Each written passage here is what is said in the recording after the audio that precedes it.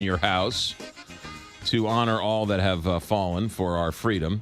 Coming up June 22nd, we are putting on the third annual KTRS Golf Tournament at Normandy Golf Course. It's June 22nd, and it's a $500 for a foursome. It includes lunch beforehand, 18 holes of golf at a great old-time golf course, golf cocktails afterward, and food. All of the money raised is going to two charities, just like it went to last year, Focus Marines and the Greater St. Louis Honor Flight. And representing the Honor Flight is Rich Ledbetter. Rich, welcome back to the show.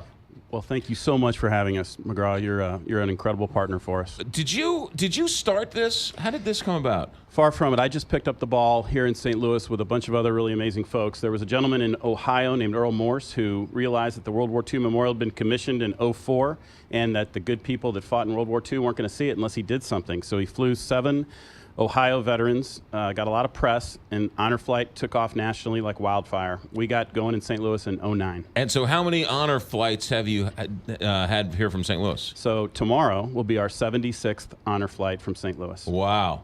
That's a pretty good deal. We'll tell more about it in a second, but you also brought a friend with you. Let's say hi to David Fulgraf. David, you are a World War II and a Korean War veteran? Correct. And you live in Herman, Missouri now? Righto. And when was your Honor Flight? What was that? When was your Honor Flight? When did you go on the Honor Flight? Did you go on the Honor Flight? The last one. Last year. Yeah. How was it? Just perfect. Yeah? Just unbelievable. Tell us about it. So much to tell. One of the highlights was that our last survivor was our ball gunner on our B-24s in the Pacific, and he showed up. The people had him as a guest, and he came from Maryland, and I hadn't seen him for years. So one of your buddies from the day met you in Washington? Right. Wow. As a surprise, and they let him join us, and it was just terrific. Yeah, sure. We do what we can. I mean, whenever there's an opportunity for us to have a reunion with someone, I mean, especially this story, they were the only 2 surviving members of their B-24 World War II. It was called the Untouchable. And if you saw the way these two were together, like I'm getting chills just thinking about it, they were beyond brothers, and they couldn't let each other go when the day was over. Right. So, I bet, right? You guys have been through the wars together, so to speak. Did you grow up in Herman? Where did you grow up? I grew up in St. Louis. Grew up in St. Louis. Kirkwood, and out on Guyer Road there, near Kirkwood Road. Yeah, sure. Tell us about how you got involved. Were you drafted? Did you sign up? I was working at Curtis Wright at the time, and I decided to join. How old were you at the time? Chris, how old was I? About 21. 21. You were 21, and you signed up. And what year was that? That would have been 44, was it? 44. 1944, you signed up. And they sent you where? Where'd you go? We were sent to a teacher school up in Minnesota, was it, Chris? Anyway, from there they sent us out to California, and they had a system where they gave you tests and that to see which parts of the Air Force you would be most effective is. And fortunately, I wanted to be a pilot, and I was selected as a pilot candidate. And so you ended up as actually the pilot on the B-24s going overseas to Guam. Wow. And when they were fighting Iwo Jima and Chichijima. So you were the pilot in planes as Iwo Jima was going on. You were flying above. Mm-hmm. they cleared the way. I mean, they were the ones who allowed our forces to advance through the Pacific, and he was the first man in. And it's really the same plane that Louis Zamperini was on, the famous movie, Yeah, sure. and the famous story. And these planes were not always as reliable as you all needed them to be. They were, when we first got over there, we had lost one of our generals who had tried to make the flight from Hawaii to Guam and didn't make it, and so we searched for about 6 weeks trying to find him. And they found remnants of his plane, but he was lost, and so that was a kind of a sad thing to Yeah. start with. So you flew in World War II. You also flew in Korea. So you stayed in after.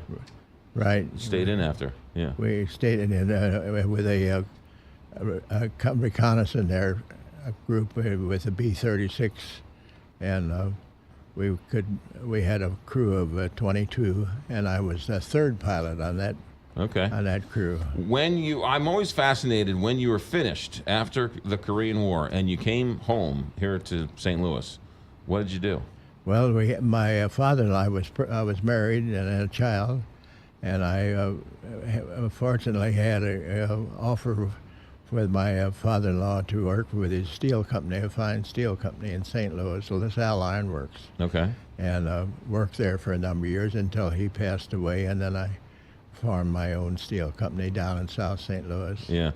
It's amazing to me, Rich, that these heroes, they go, they do all this, and then they just come back and they become regular guys again. They become regular guys, but I also think they become regular guys who seem to always do the right thing. They are the folks who are married for 50, 60, 70 years. They Right. raise multiple kids and they put them through school in these South City homes that, it's just they do these amazing things with their lives, Right. And create businesses. I mean, he built a wonderful business that was a steel manufacturer forever. Yeah. So when you hadn't seen the World War II memorial in Washington, D.C. until the Honor Flight took you. Basically, yes. Yeah. All right. It was just a remarkable tour. Yeah. And now you live in Herman, and you've got what? You've got a winery down there? You're working on the winery every day? Not quite. No, not quite. We have a nice farm there. Nice farm. You're just drinking the wine down in Herman. Right. Yeah. Okay. Good. All right, Rich. Talk about the Honor Flight, because people have heard about it. People kind of know about it, but they don't really know how it works. Well, so I'm just going to tell you what's going to happen tomorrow. Tomorrow, all over St. Louis, veterans and their guardians are going to get up at about 2:30 in the morning. They're going to make their way to Lambert Airport. We're all going to gather about 3:30 in the morning, get to know each other, go through security, and we're going to fly to Baltimore at 6 a.m. We get to Baltimore and we make stops at the World War II Memorial, Vietnam Memorial, Korean Memorial, Lincoln, changing of the guard at Arlington. We're going to have an amazing day. It's going to be hot. Might have thunderstorms, but I'll tell you what, everybody who shows up for this flight knows what these guys sacrificed in their time in the military, so there's going to be no complaining on this flight. There's going to be nothing but celebration. Every veteran is paired with a Guardian. guardian. In this case, veteran Fulgraf was paired with his daughter, Christine, who did an amazing job of taking care of him. And sometimes it's a family member, and sometimes it's a volunteer guardian. If you go to gslhonorflight.org, you can sign up as a volunteer or a guardian, or most importantly, get your veterans signed up. Get them in our queue.